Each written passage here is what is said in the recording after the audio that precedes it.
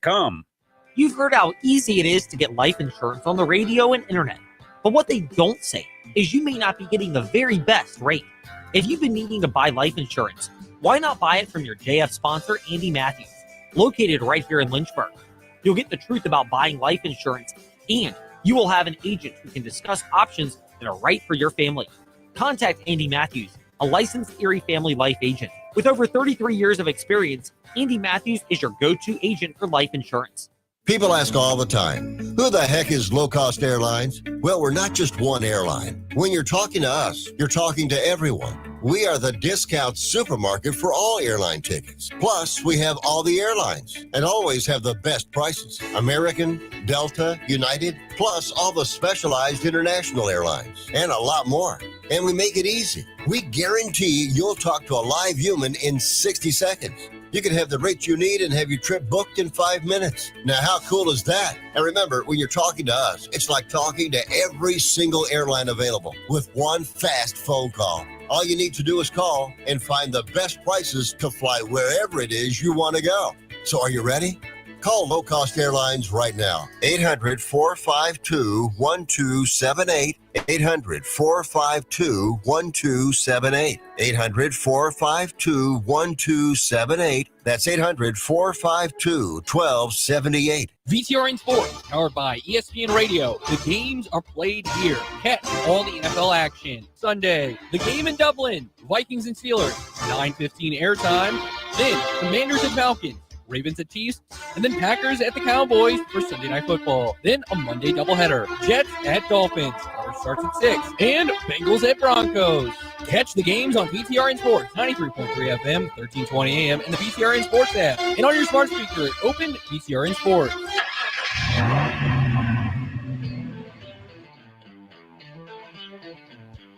You're stepping into the fast lane on the VTRN Sports app. 93.3 FM and 1320 AM Lynchburg, or by asking Alexa or Google Home, open VTRN Sports Lynchburg. Now, take the fast lane through the topics that matter across the Commonwealth. This is the Fast Lane with Ed Lane. This is one of my favorite things to do, and I underestimate the intelligence of younger people all the time, but not as much as some people in the world do. TJ, what is your knowledge of John Madden? John Madden is one of the most legendary head coaches to ever coach in the NFL. Had a historic influence in the NFC and AFC combining, along with Al Davis, and he was a big part of my childhood with the video game. That's all very factual, TJ. You're missing one key component, though. Uh-oh. John Madden, the broadcaster. He was legendary as a broadcaster. And when Pat Summerall finally got clean in 1992, he went from being a really good broadcaster who happened to be assigned to the big game of the week to a broadcaster deserving of being on the big game of the week. I'll go down, and I know there's a book out, and maybe we'll get the author on at some point, Madden and Summerall, but about how they really were the revolutionary broadcast team. I know people from New York would say Howard Cosell, because Cosell looked, talked, and acted like a New Yorker, and then kind of looked, talked, and acted like someone from WFAN, and we wouldn't be here on sports radio if not for WFAN, but the style of sports radio outside of New York is different, and it can often be better for an area, despite what people from New York might think in their own narrow-minded approach to the world. So let's look at it this way, TJ. John Madden's brilliance was different. Howard Cosell was bombastic. He was opinionated. And don't get me wrong, he had a time and place. Don't think it would fly now, but he had a time and place. John Madden was different. John Madden was able to take the obvious and convey it in either a fun or an entertaining way. Yeah. Or in a way that your casual fan could appreciate, born out of his passion for the game. Look no further than offensive line play. He was such a fan of offensive linemen, particularly the greatest offensive lineman of all time, Larry Allen, RIP to the legend. Some people would actually say there are plenty of other great offensive linemen, but I would say with a slight touch of bias, they are misguided in that theory. But the reason for bringing that up is there's some obvious things where sometimes the obvious still can benefit from being said and still is the right thing to say in a scenario.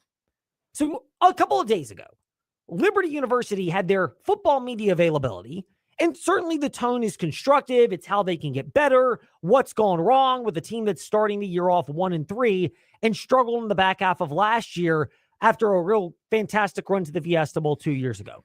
I think it's fair to say that. I don't think we're bursting any bubbles, putting any hot takes out there. Some people would say we need to provide more. But there's a different vibe around the men's basketball team, which also happened to hold their media day a few hours later. Not media day, but a media availability. First preseason media availability for the Flames men's basketball team. Still about a month or so to go before the actual games get underway over in our favorite spot, of course. Go home to Bel Air! Bel Air, LA, Liberty Arena. But here's the thing about how the vibes are different. First of all, they're the obvious. The vibes are different for Liberty football and men's basketball because football had a disappointing year last year, and they've added on to that with a 1-3 start to this season. Whereas this basketball team's vibe is off of a Conference USA regular season championship and a conference tournament championship. And yes, I know he was a sixth man, but they lost their best player off last year's team, who, pleasant surprise to many in Liberty, was selected in the NBA draft, Talon Peter. Big impact on the Liberty Flames. We had a chat with Richie McKay about a month or so ago, Fastlane, Deadlane, where you listen to podcasts because... And guess what? We keep receipts. Right there, as Coach Prime would remind us. Deion Sanders. I think I have to say both names now to make sure it helps with our algorithms. I don't know, but we'll go ahead and start doing that.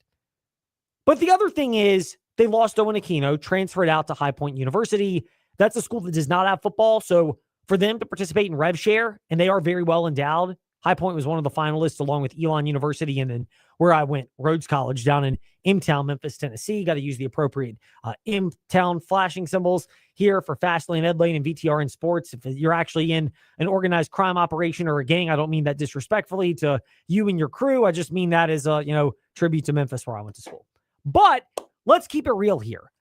Owen Aquino also left because High Point doesn't have to pay football, so they can put more rev share into basketball. And Owen Aquino, great contributor to last year's team, but he's not getting paid big-time money to go to the NBA. He might get paid a European contract where, those guys can often make $300,000 to $700,000, which is not a bad way to earn a living while you can.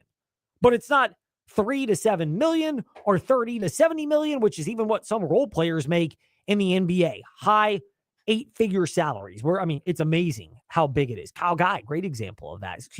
Ty Jerome, great example of that. 3 years, $27 million down with, ironically, M-Town, Memphis, Tennessee for the former Virginia Cavalier legend.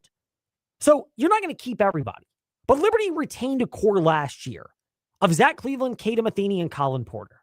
And the most obvious comment is that people get to criticize that is, what if Colin and Caden were, 6'1"? That would make it so much better. Dude, if they were 6'1", they wouldn't be at Liberty because somebody would throw way more money at them than they could possibly get somewhere else. Their perspective on college basketball would have changed. They would have probably been recruited by bigger programs and then therefore been more tempted to be motivated by money. And I don't say this is a bad thing for athletes. Being motivated by the mission of Liberty University and being motivated by money does not mean you can't still be a person who values money but goes to Liberty, or someone who values your faith but goes to a place that can pay you more financially. They're not mutually exclusive things here. Now, the love of money is the root of all evil. Money itself is not the root of all evil. It's the love of money. Let's not get it twisted. But part of the reason, again, why Liberty's basketball vibe is different from football is they're able to return a core. Think of it this, DJ. It's one of the most rare things in basketball and in big-time college sports to do what Liberty men's basketball is doing. Football had their run to the Fiesta Bowl. One of them wanted to transfer out, but came back clearly disgruntled. Caden Salter finally got his wish. He's gone to Colorado. Benched, then started last week.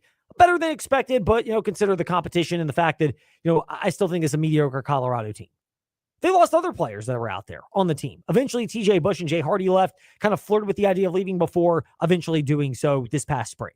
CJ Daniels, I think he's the most deserving player. I think you look back on that run for Liberty, you might actually go Quentin Cooley at running back and CJ Daniels at wide receiver, or part of what made Caden Salter tick and go as well as he did, because Daniels has been lighting it up for the U. Top 5 ranked Miami Hurricanes. He's not the only reason, but, he's landed there and he's been a key contributor, and they're not playing you and paying you unless you can contribute. No, exactly.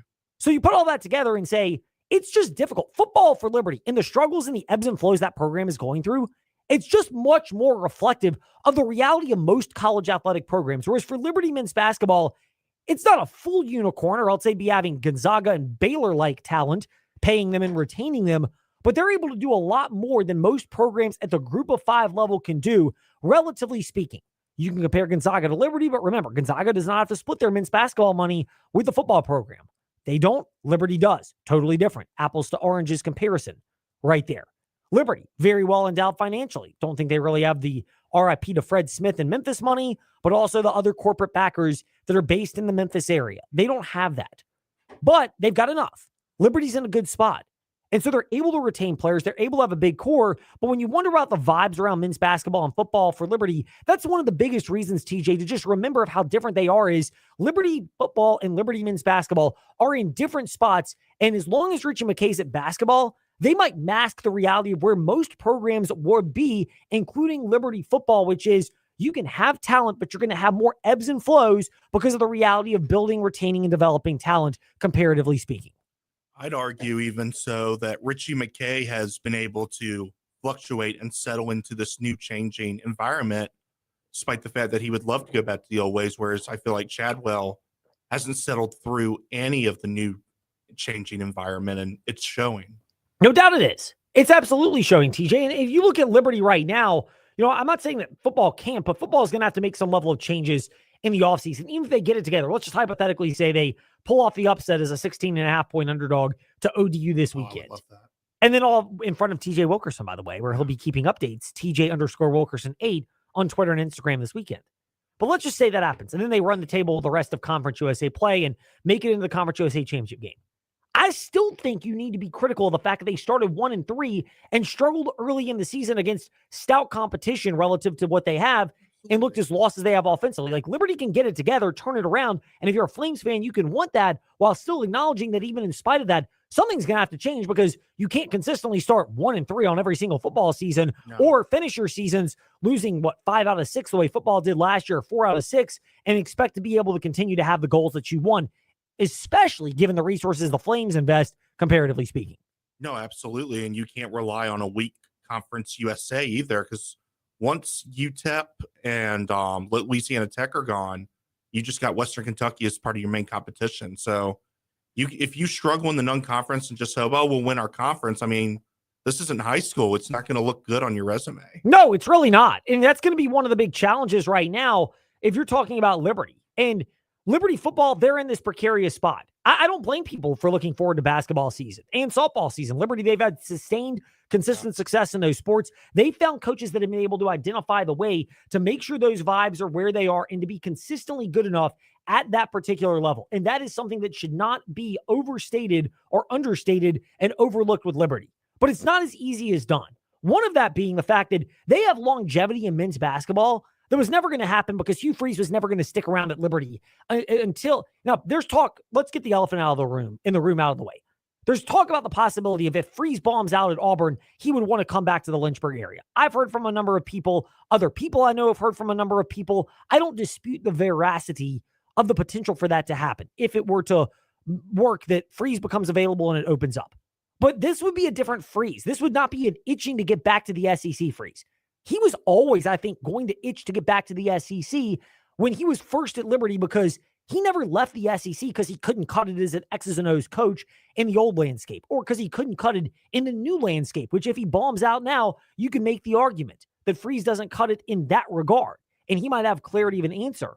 But Hugh Freeze leaving for the SEC, there was always that, I knew I could do it before. I was doing it well at Ole Miss. I just got the boot because I couldn't control myself. Yeah. And therefore, and I wasn't, I was sloppy and didn't clean up after myself on the phones and text messages and left too much evidence and put myself in this spot. But if I could overlook that, I want to get back and see that I can compete there. There would be more clarity in the answer right now for Hugh Freeze. So it would be a different version of Freeze coming in. But the idea that Freeze was going to have the continuity at Liberty from his first time, I know he fed that to a lot of fans, but I never was of the belief that he was always going to stick around at Liberty because I think he always wanted to scratch that itch, which he ultimately did by going back to Auburn. It does not make him a bad person. No. It does not make him a bad coach, but that version is different than that. And that's where Liberty football was going to have changes from Turner Gill to Hugh Freeze to Jamie Chadwell. All in that span, Richie McKay has been the men's basketball coach, which means he's been able to develop consistency, a roster, a blueprint, and adapt on the fly, for which he deserves all the credit. Well, what if Hugh Freeze pulled a Gus Malzahn and let's say he gets let go from Auburn? What if he came back to Liberty as a DC? Because he's great with defense. So I would not think that would happen. I think he's even more, I know, and I think he's more likely to be offense, because when he was at Liberty the last time and now at Auburn, he would rather be involved on the offensive side of the ball. I know his history, he may have some defensively. I'm not totally sure, but his big time in college has been what he's done offensively and how he's sold that and worked with quarterbacks. And look, the success at Liberty and even previously at Ole Miss speaks for itself. Different iteration of college football. I get that and understand that. And look, they took some, should we say, character risks at Liberty. Second chance type players. Last chance U, Liberty University. LCU, LU, kind of blending together with last chance Liberty University when Freeze was here. And granted, I think Dom Stasinski, was the strength coach, was a big asset in being able to keep a lot of those personalities under control, because this was not the same personalities. They were better players, and that's the trade-off, but they were players that needed a little bit of careful watch, if you will, in terms of their behavior at Liberty. All that to say, when you're comparing Liberty football and men's basketball, this is how men's basketball, it's just a unicorn. Like Richie McKay had this to say about the idea of developing a core with portal players. And here's what he said in great depth when speaking with the media the other day. It's a near impossibility, like, to get old and stay old now unless you are totally committed to the portal. And we've never been built that way. I think it's incumbent upon us as coaches to make sure we are open to change and have an ability to adapt. It's a near impossibility to get old and stay old. He's not wrong. Like, Richie McKay is absolutely correct on that assessment. And we'll get more into Liberty basketball, and there are plenty of reasons why you like the core, the players they have, what they stand for, what they bring. But just looking at it from a 10,000-foot view about the vibes, there's a big part of the reason why it's really hard to replicate what Liberty men's basketball has. And if and when Richie McKay retires, and I like working with him, I love covering him. So selfishly, from just my job perspective, if he can perform at a high level, and the fact that he stands for a lot of good with what people associate around Liberty, some of it has been right, some of it in other areas has been justifiably scrutinized. But Richie McKay can do all of that. I like watching him stick around. But if he leaves, it's going to be much more like football in the sense that you may keep guys for a period of time, but it's going to be a bigger challenge to hit the reset button, whereas what they have in basketball is a unicorn. I think the biggest advantages Liberty happens to have is President Costin, who's at a lot of games, and McCall, the athletic director, also a lot of games. They also understand that, and they're willing to support it. And we've seen enough out of McKay, who did not want to embrace the transfer portal, it seemed, a couple of years ago, slowly start to do that as players like Blake Preston graduated and went to Nebraska for an extra year of eligibility. Kyle Rode departed, as well as Shiloh Robinson. All of them were great players, but there were some upgrade opportunities from just an athleticism in the post and athleticism on the roster standpoint. I don't think anybody could tell you with a straight face that they thought what they were getting out of Talon Peter was what they got last year out of the best player in Conference USA and the only player in the conference to get drafted into this past NBA draft with the second round from the Indiana Pacers. Nobody saw that coming, but it's part of where you are with Liberty. So just appreciate it. And I think it's understandable comparing the vibes of football and basketball. We have done it for a while here, but if you're sitting there going, football doesn't have it and basketball does, how come football doesn't? Liberty football is going to largely be like most programs where you can have some sustained success, but it's going to be harder to develop that. And here's the other reason why. In basketball, you can have the Porter Matheny Cleveland core that Liberty basketball happens to have and build around that. 3 players out of what's probably going to be like, let's just say a 9-player rotation and a roster of 12 players with other guys getting sparing minutes. That's a quarter to a third of your roster that you can deem core players to stick around and build around. It doesn't work like that anywhere else. It's just not going to. So you're in football, you could have 4 to 5 core players to build around. That may be a good core on offense, but injuries can happen and that could diminish. It may be a good core on defense, but injuries can happen and get diminished. It may be a blend of that. But in football, you got 22 starters on offense and defense combined. And that doesn't include injuries that are going to pop up, depth pieces, which means it's just a raw volume numbers game that's harder to attain in a sport like football than really any other sport. And of the 2 revenue generators, football and men's basketball is drastically more challenging and different. Meanwhile, things that are challenging when they don't have to be, and our guy, of course. Do you believe that? is where we begin the Fast Five at 5-ish. It's time for Fast Five at 5-ish. 5-ish minutes on 5 relevant topics done around 5 p.m.-ish. Ish, because our counting skills are kind of ish. Let's start with number 5. I mean, look, I'm shaking my head, which basically means, oh, no. The story has come out. Coach Prime allegedly did say, that his son Shedeur Sanders asked the Ravens and the Eagles to not draft him, even in later rounds, preferring to go to a place where he saw a clear path to earning the starting quarterback job. I mean, it just feeds the narrative of a player who wants to act like he is his dad's talent and therefore can dictate terms the way Deion Sanders could when he was a player. But everybody around him and the player himself are clueless to the reality that that's not the talent he has. So you're not going to be able to dictate favorably. And I would have rather gone to Baltimore or Philadelphia. Okay, you might have to delay being a starter over the long haul. But both of those places, all jokes about the Philadelphia quarterback factory aside comment when they drafted Jalen Hurts to replace Carson Wentz or compete with Carson Wentz. And it's ironic because Hurts has clearly been the better player than Carson Wentz. And a Super Bowl MVP could have had 2 if Philly beat the Chiefs the first time. But he has 2 to back it up. He has 2 Super Bowls and 1 MVP. Jalen Hurts does. Philadelphia developed that as a guy that was drafted to not be a starting quarterback, but took advantage of his opportunity. That's an example of what Shedeur Sanders could have done with this particular route. And maybe you get traded away from a Philadelphia or a Baltimore. Odds are if you succeed, you will, because I don't see Jalen Hurts or Lamar Jackson being moved anytime soon. But it's that type of entitlement mentality that is a lack of awareness and self-awareness from this particular family, the Deion Sanders Coach Prime family, where Sanders had the talent where he could dictate. His sons act like they have the talent, but clearly they most definitely do not. Meanwhile, Number 4. Liberty Legacy has entered the transfer portal. Did you know this, by the way? No.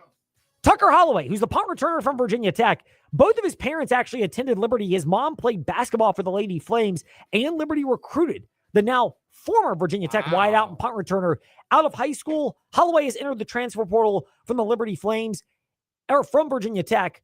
Honestly, his athleticism, maybe he lands somewhere else. If I'm Liberty, he's absolutely on my radar because when healthy, I know he's had the knee injury, but when healthy, he's the type of guy I would want to have around if I'm the Flames. This is a really good player that Virginia Tech loses, but here's the thing. They've lost Dante Lovett, the cornerback. They've lost Tucker Holloway. They will probably lose other players as they get past NC State, and the 4-game redshirt rule comes into play where players may say, I just want a red shirt, I'm transferring out. I don't blame the players again because they stuck around for a coach that was on the hot seat and gave it a chance. And now that he's gone, the vision of how they would be used by a new coaching staff could be totally different. So I don't think it should be used against players. Although, Virginia Tech has needed more Kelvin Gilliams, who've said, if you want to transfer, you can head to the door right there. It's over there. Like, that's what Kelvin Gilliam, the defensive lineman, said. And you need that leadership at Tech. I don't blame the players because there's no guarantee that the new coach comes in isn't going to have a different view anyway. And if you want to preserve your limited eligibility, I don't blame a player like Holloway or Dante Lovett for saying, you know what, I just don't know what's out there. I'd rather preserve my eligibility. Personally, for me, I'm a competitor. I want to start what I finish, and I would encourage my kids to start what they finish. And if they started the season, finish it out as best as possible. You never know what film you might be able to put out for someone else that could be a bigger asset going forward. But let's also not get it twisted here. You've got plenty of other scenarios that you're looking at. This is one of them. Meanwhile, Number 3.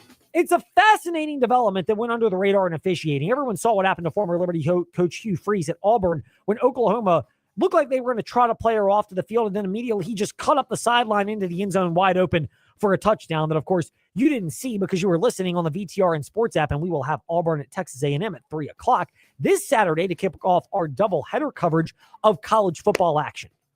But there was another rules violation as well. Syracuse has been punished by the ACC for its actions at Clemson. With 9:25 remaining in the fourth quarter, Syracuse violated the NCAA football rule, which addresses the feigning of injuries by players, declaring it unethical and contrary to the spirit of the rules. Elaborating on what happened, 2 players especially with concurrent action by coaches in the team area, were clearly attempting to gain an unmerited advantage by stopping the game in order to secure an injury timeout and throw off the comeback Clemson Tigers' no huddle, hurry up offensive efforts.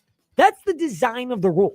We have seen this before. I don't blame other programs for trying this because they got away with it for so long of a player, getting out of the huddle and the coaches basically saying after a play, stay down, stay down, stay down.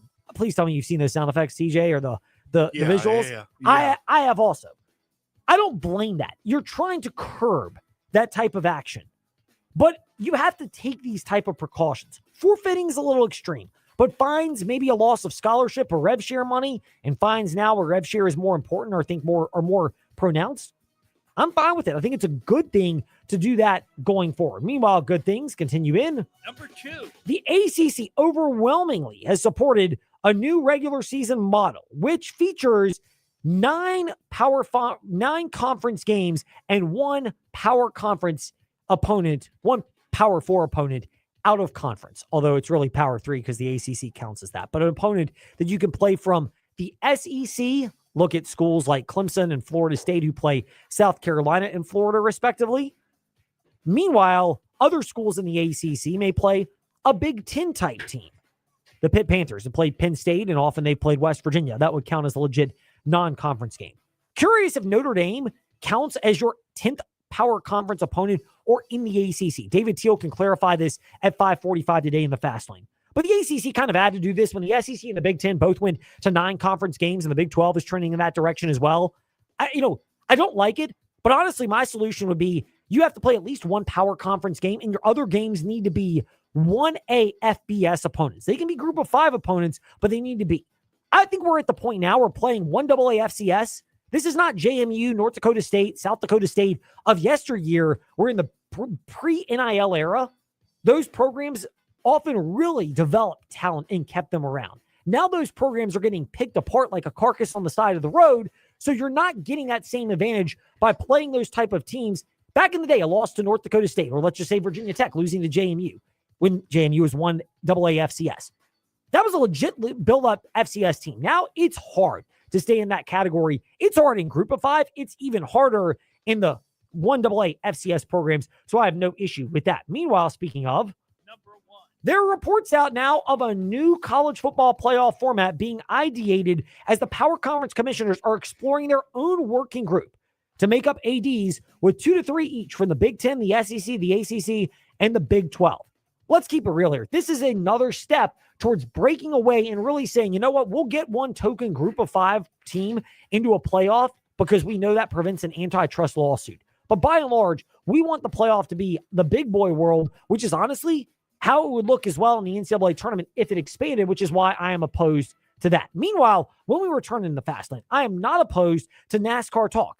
Danny Peters of FrenchStretch.com will share some of that. Then David Teel back on college football, including Virginia Tech, their next steps, and a big showdown in Charlottesville. All of that still to come here in the Fast Lane. Drive into Fall sales event is on at Magic City Chrysler Dodge Jeep Ram in Bedford. Looking for financing as low as 0%? It's yours when you drive home in a 2025 Jeep Grand Cherokee with 3-row seating, or choose a brand new 2025 Ram 1500 and get 0% financing for 72 months. Huge savings are here at the Drive into Fall sales event at Magic City Chrysler Dodge Jeep Ram in Bedford, 1750 Independence Boulevard, MagicCityBedford.com. Through credit, see dealer for details. Ends 9/30/25. A winning sports team doesn't use the same game plan for every opponent. The same is true for your personal injury case. Hi, I'm Randy Trost with Trost Law. Since 1982, our strategy starts with a team meeting between you and our team. We'll learn about your case and craft a custom game plan. Then we'll fight for you every step of the way to get a winning outcome. We hope you never need our services, but if you do, we're one phone call away at 777-HURT or trostlaw.com. Looking for that one place to find out information you want that used to be in the morning paper? How about trying the lynchburgportal.com? On-demand news from Bill Trefiro. On-demand weather daily from VTRN in-house staff meteorologist Matt Ferguson. Classic hits from the 70s, 80s, and 90s on the Rewind 1039 stream. The best talk shows and CBS News every 30 minutes on the WIQO and WGNN streams. The best play-by-play and the Fast Lane with Ed Lane on the VTRN Sports WVGM stream. A business directory from the Lynchburg Business Alliance. Up-to-date events from the Lynchburg tourism site. Great discounts from InsaneRadioDeals.com and many more ideas on how to promote your business. And it can all be found on the LynchburgPortal.com. That's the LynchburgPortal.com. The Jefferson Forest Cavaliers are thinking revenge. The LCA Bulldogs have other thoughts. Find out which side wins on the latest edition of Jefferson Forest Cavaliers football, presented by TrostLaw.com. Your Central VA flooring kickoff show starts at 6:30 this Friday, September 26th.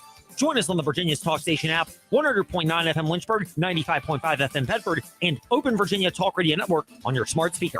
JF Football is also presented by Apple Auto Glass, Impact Church, The Concrete Wizard, Magic City, Chrysler Dodge, Jeep Ram Bedford, and Clyde Smith Plumbing.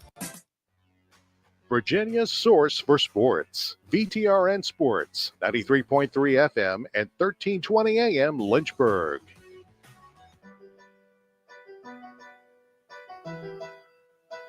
Step into the Fast Lane 24/7 at Trey Lyle VT and Fast Lane Ed Lane on Facebook, Twitter, Instagram, YouTube, and wherever you listen to podcasts. Now, back to the Fast Lane. Of course, we'll get our usher on for a moment in the Fast Lane. We do it all the time.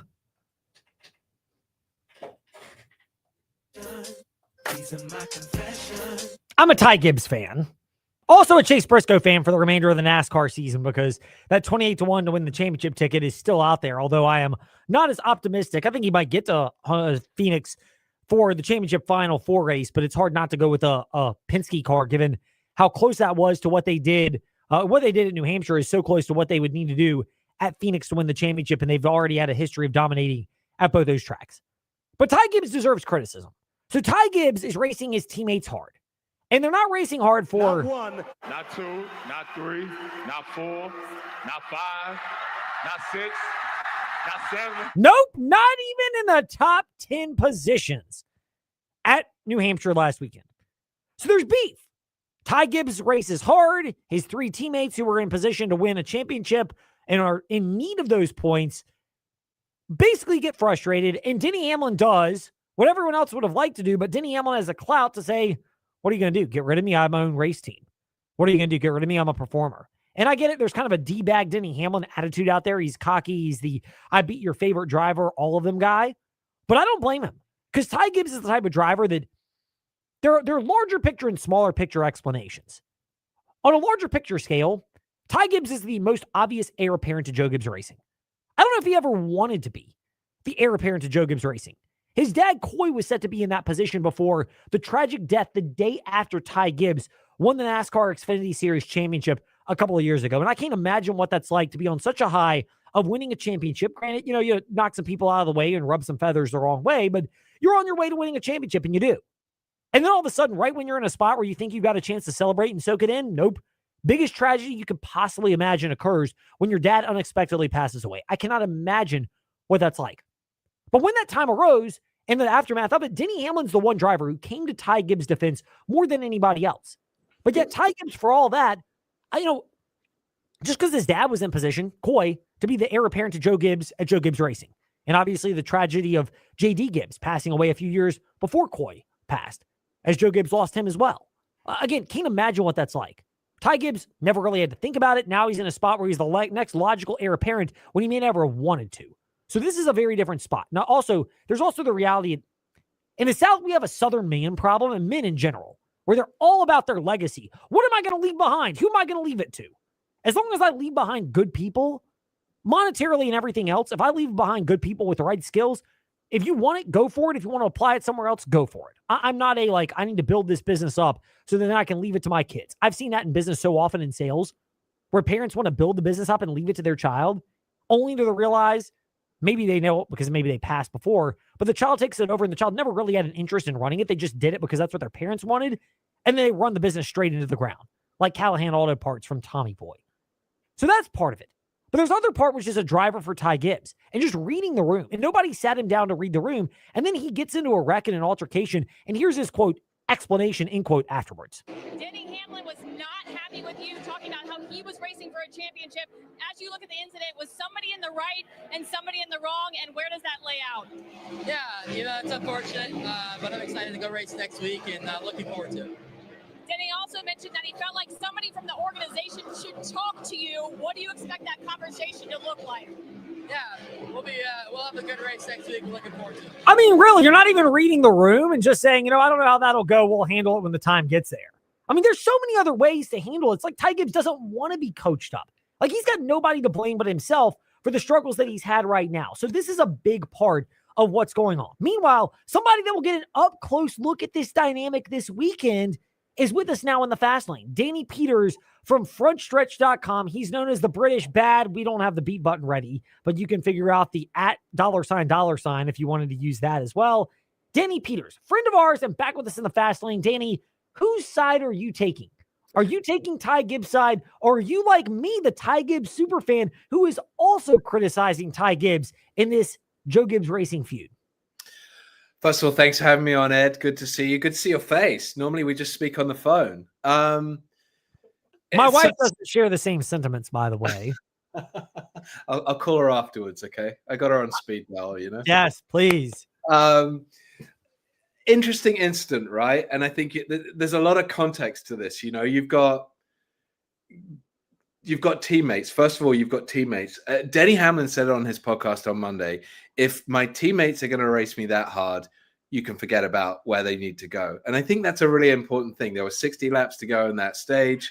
Ty's racing them hard. He was fed up, I think, with Christopher Bell. And, Denny just wants to get past, get stage points. He's racing for a championship. And Denny also referenced Ross Chastain, who's had incidents in the past. Let him by, and that really is what Ty should have done. And Denny, took matters into his own hands. But you can understand the frustration for Ty as well. Like, this is a guy who is still chasing that first win. Now, he wouldn't have won that day, I don't think, at all. But you can understand there's probably some built-up frustration over there. So I can kind of see both sides, and I'll actually take a different perspective to you on that interview. I kind of like that interview because he's like, I'm not going to say anything. I'm just going to say nothing. And sometimes that's the smart thing to do versus him coming out and, saying all kinds of bad things about Denny. I spoke to Ty in Nashville and it was Denny's 700th start. And he talked about Denny being like family to him. Denny is someone who's mentored him. He flies on Denny's plane.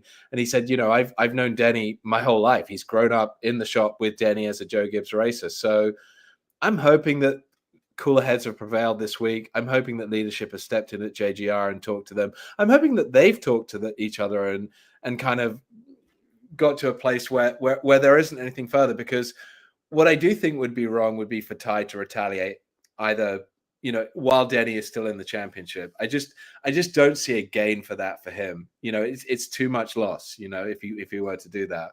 Do you think he'll retaliate, Ed? Do I think Denny will retaliate? Only if it benefits him as a driver. Like, if Denny Hamlin can retaliate against Ty Gibbs, and let's just say they're battling for the win, or even an important position, and Denny knows he needs every point at a particular juncture of the stage, I think he would do that. The other wild card is let's just say Denny Hamlin wins the first race in the next round and already has his position secure with those final two races at Talladega and Martinsville secure. Yeah. Then at that point, he could afford to retaliate in one of those races, because it's basically like playing that week 17, week 18 NFL game where, what's going to happen. Like, you mean scrubs. You mean Ty would retaliate? I'm talking about Ty.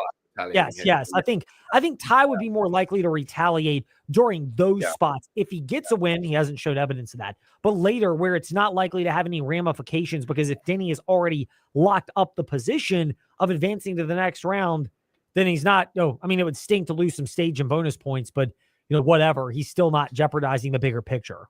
Yeah, if he does want to take revenge, it needs to be proportional as well, right? If he does want to move Denny out the way, not while Denny is racing for a championship.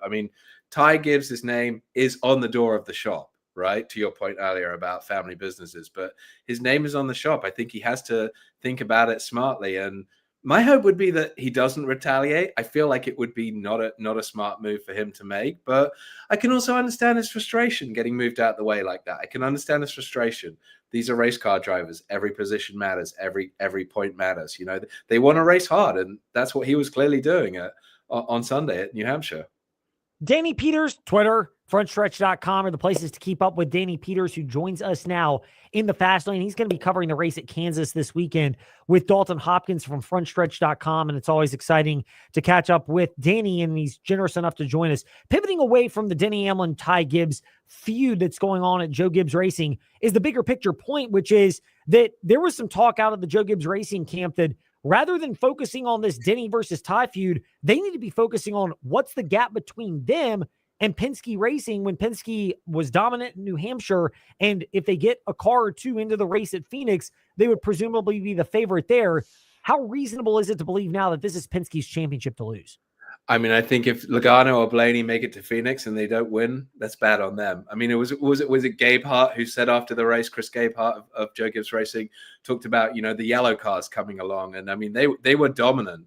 And if they get to Phoenix, either of those two drivers get to Phoenix, we might see a second championship for Blaney or a fourth championship for Logano. And I just don't see how the teams can make up that difference in 5 weeks. You know, there is a massive gap right now with that short track, flat track program that Penske have against the field. And if Logano or Blaney get to Phoenix and they don't win, that's on them right now. So yeah, to me, if one of those two gets there, they are heavy and overwhelming favorites. I guess you might have both there and then they're going to race against each other. But yeah, as things stand, like Logano or Blaney get to Phoenix, I think it's a lock. I think it's over. I don't think it matters.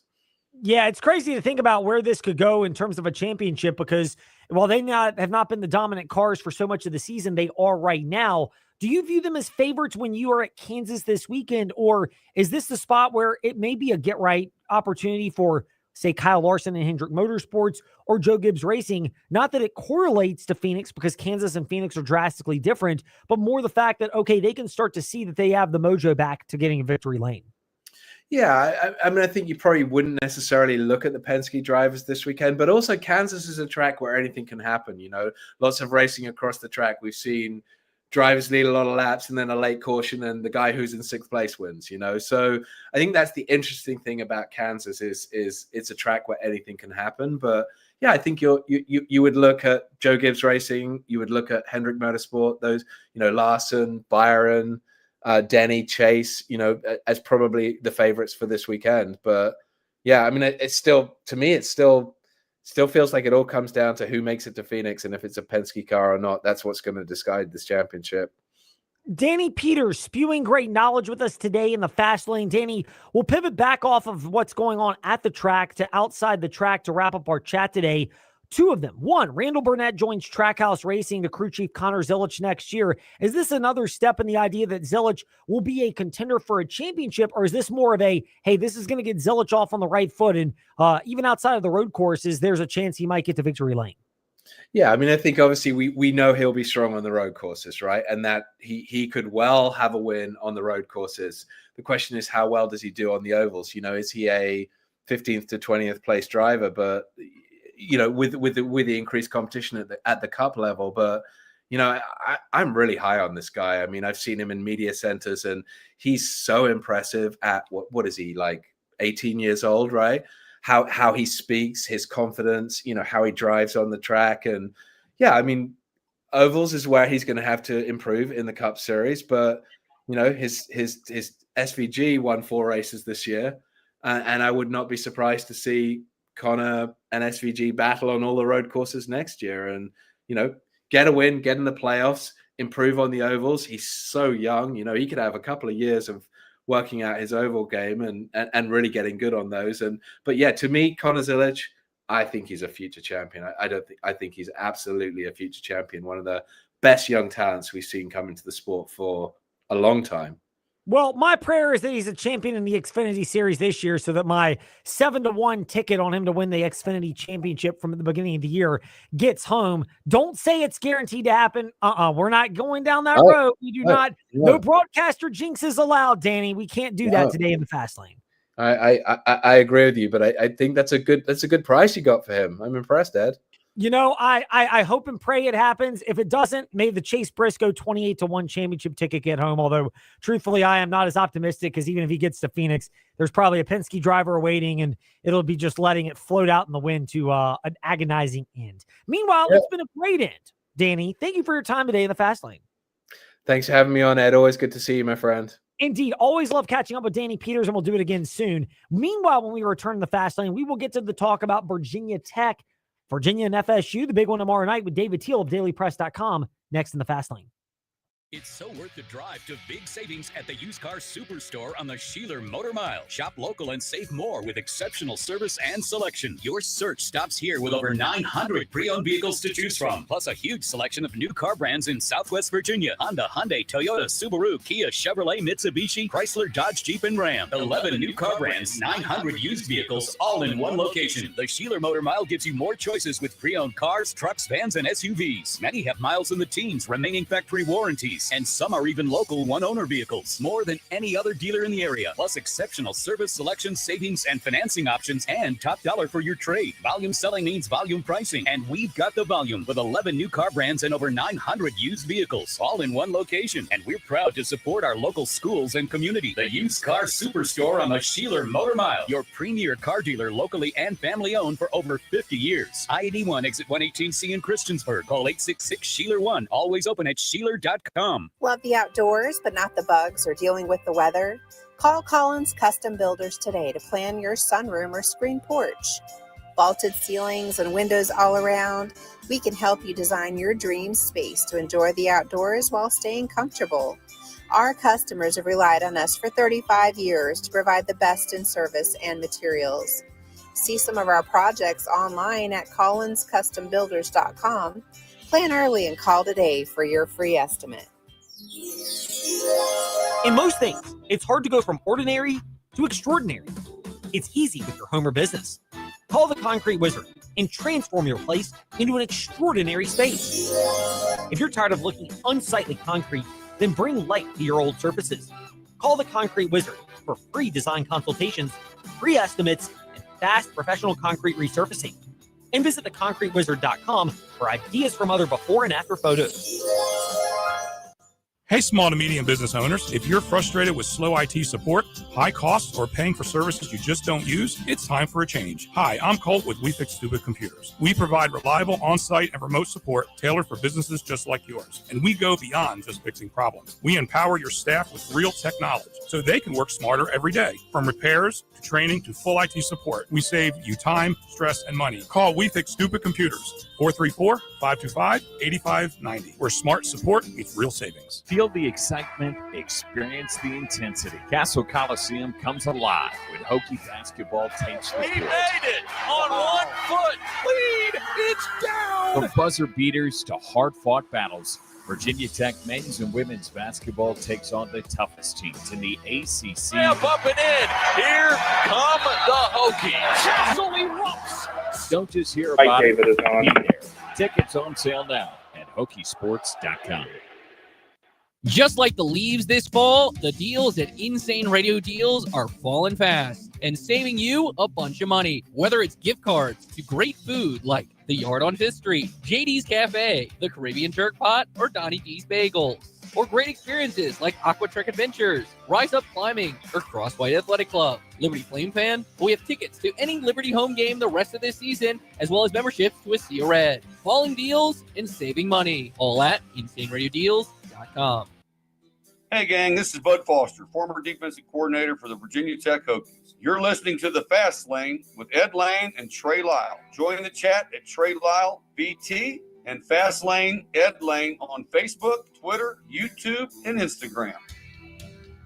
What irony, if any, is there in the fact that tomorrow night, Virginia will host Florida State?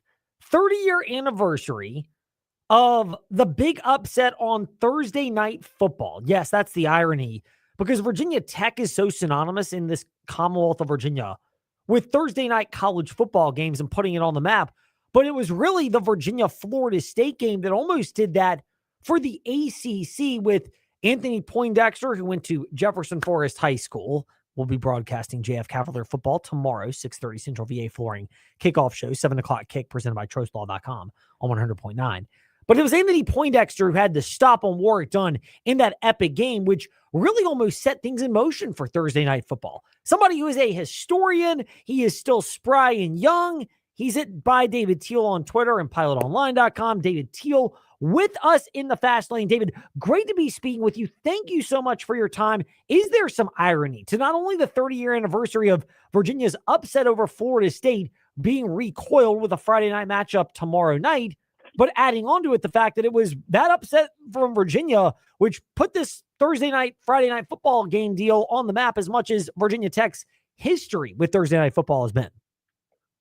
Well, I think it's more coincidence than irony, Ed, that on the 30th anniversary season, that the Cavaliers and Seminoles are meeting again in Scott Stadium. It wasn't done purposely.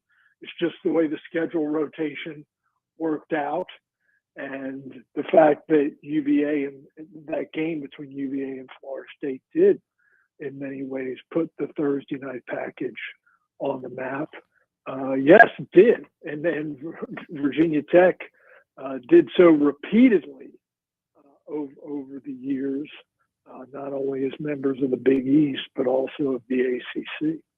David Teel with us in the fast lane. To that matchup itself, Virginia, they opened up as a 7.5-point underdog. That's now 6.5-point underdog. How alive are they to beat Florida State tomorrow night? Oh, I think the game will be quite competitive. I think Virginia is going, hopefully, for Virginia's sake, the crowd will be better than it has for the Cavaliers' first 3 home games. I can't imagine that it won't be, given the 30th anniversary, given how well the Cavaliers are playing, especially on offense, given that Florida State is undefeated and nationally ranked and beat Alabama week 1. But this offense for the Cavaliers is the real deal. They've got dudes now virtually everywhere, and maybe everywhere. The O-line has been impressive, better by quite a lot than last season, but against competition. But you look at those skill guys, Chandler Morris, the running backs, the wideouts, they're legit no matter who they're playing against. So watching them tomorrow night is going to be fascinating. The question is whether Virginia's defense can hold up against FSU's offense. Yeah, that's a big dicey proposition considering that Virginia's big defensive test was NC State and they did not pass that with flying colors by any means. David Teel, pilotonline.com and Hall of Fame columnist. He's at by David Teel on Twitter. We're at Fastlane Edlane on our socials to connect. David, the thing that jumped out to me, I saw the William & Mary game against Virginia is, oh my goodness, this Virginia team physically just looks different from prior Virginia teams. How sustainable is this? Or is it a one-time investment that has gotten Virginia football to this point? That's up to Virginia's administration and their donors as to how sustainable it is, because most of these imports are going to be gone after this season. So Virginia will have to restock through the portal and through traditional recruiting yet again. And that is the challenge for every program out there. You know, when you start throwing money at transfers, many of whom are in their final year of eligibility, that means the following year you're going to have big turnover. And Virginia so far is making it work. But as Florida State learned last season, after hitting the portal lottery in 2023, but then came up craps last season through the portal, it can be a dicey proposition. Is this just going to be the new norm for college football, even with the bigger programs, where you'll have one year where everything comes together and the talent's great, but you'll have other years where you might have talent, but the chemistry is not great, or you might hit a down cycle after what you've done before? Are we in for a different era as opposed to the era where Florida State ruled the ACC and then Virginia Tech and Alabama and that group, ruled other conferences? How different is this now? I think it's quite possible that it could become the norm, Ed, but we have such a small sample size that we don't know. And moreover, we still don't know what the rules are or what they're going to be. That's the impossible part to handicap here. Congress is involved. Will they get a bill passed? Will the House and the Senate be able to come together on some things? What does the future structure of college football look like? Is it going to be traditional conferences? Or is there going to be a super league of throw out whatever number you want, 60, 70, 50, 40? There are so many possibilities of governance, of structure, of scheduling, of collective bargaining that you have no way of knowing what the future might hold. David, speaking of scheduling, you've discussed this. I heard you on the Tech Sideline podcast earlier this week. Of course, you write about it at Pilot Online and tweet about it at By David Teel on that platform as well. A lot's been made about the ACC going to 9 conference games plus 1 Power 5 opponent that would get you to 10, although there's going to be one team that's going to have to do 8 conference games and 2 Power 5 opponents to make it as even as you possibly could get in the ACC. First of all, no word on how long this will last and when it might get broken up in college athletics. That's a different topic. But the thing that jumped out to me at the Virginia William & Mary game was how different those rosters looked from prior years when they played. Virginia looked bigger, stronger, faster, and William & Mary looked smaller than they ever have and more physically overmatched. Are we advancing away from those type of 1A, 1AA, or FBS, FCS as it were matchups just because there's not even the threat now for most of these FCS programs of being able to compete because their best players are just going to get picked apart year after year? Most likely, yes. And that's not the only reason, especially when it comes to the ACC, where now media revenue is distributed in large measure based on your television viewership. And FCS versus FBS games are not going to draw an audience, no matter who the teams are. So you play those games as a member of the ACC, you will lose money. If that's the trade-off you want to make, you pay a smaller guarantee to an FCS program than you do to, say, a group of 5 FBS.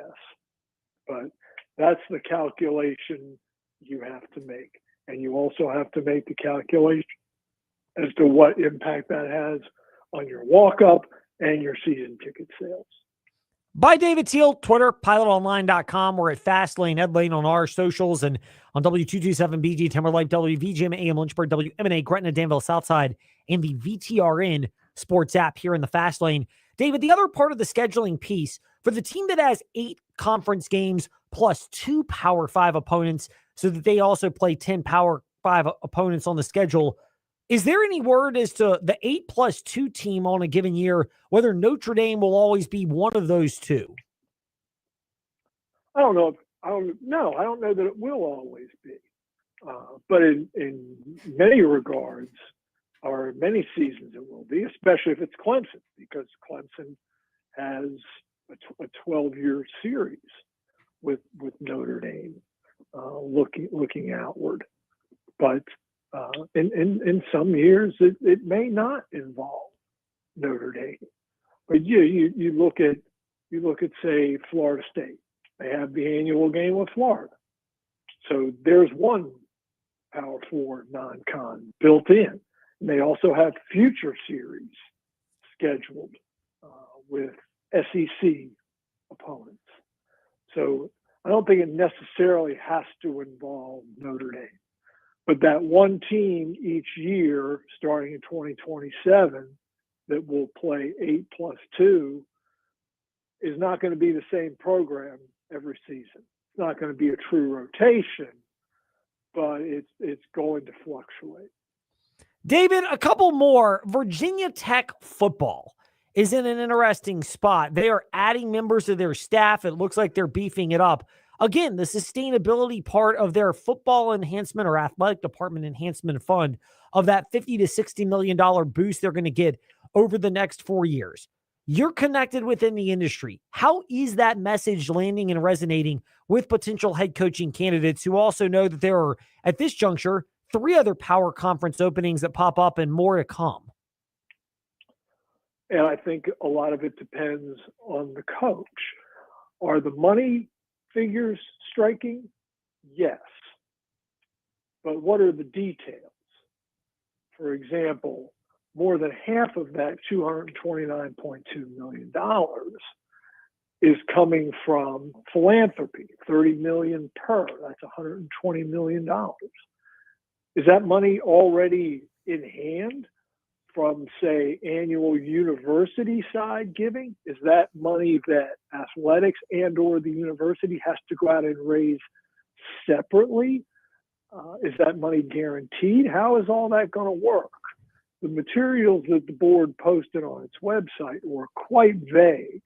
So next Tuesday's meeting is going to be fascinating, listening to the board members hear from Amy Sebring, who's the university chief financial officer, as she breaks this down.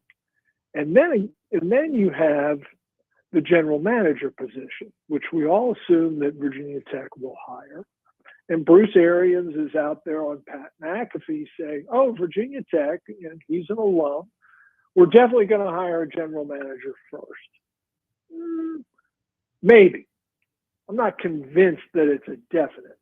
But if you're a coach, do you want the general manager to be hired first, or do you want to say in who the general manager is? I think that will vary from coach to coach. So the approach that Virginia Tech and the timing that Virginia Tech takes with the general manager could well impact its coaching candidate pool. David, last one for you, because everybody likes their lists of who's likely to be hired. Is that a futile project right now to put together a top 3 or top 5 list of likely candidates that will be given and give serious consideration to this job? Yeah, fruitless. I mean, we all do it, and it's fun, but you can't know who's good. Now, will Group of 5 coaches be interested in a Power 4 job? Yes. But you don't know what Group of 5 coach is going to have a great season this year. You don't know who Virginia Tech is going to be interested in. Are there sitting Power 4 coaches that might be interested now that Virginia Tech appears to be hanging the in business sign out front? Maybe. So a lot of time between now and presumed hiring date in, say, mid to late November. Well, we can look at those lists as we get closer and they actually have some more merit. In the meantime, David, thank you for humoring us with the insight of that question and more great pieces that you share. Always appreciate your time in the fast lane. Be well, and we look forward to speaking soon. Sounds good, Ed. Thanks. Our pleasure. David Teel with us here to wrap up the fast lane. Now on to Freddie and Harry, joined in progress, and a reminder, 7 o'clock tonight, Tech Talk Live, followed by Thursday night football. Arizona Cardinals hosting the Seattle Seahawks, getting a weekend of football started as we always do on a Thursday. VTRN Sports app and ask that smart speaker, open VTRN Sports. He understood the system, you know, even sometimes more than our DC. So, like,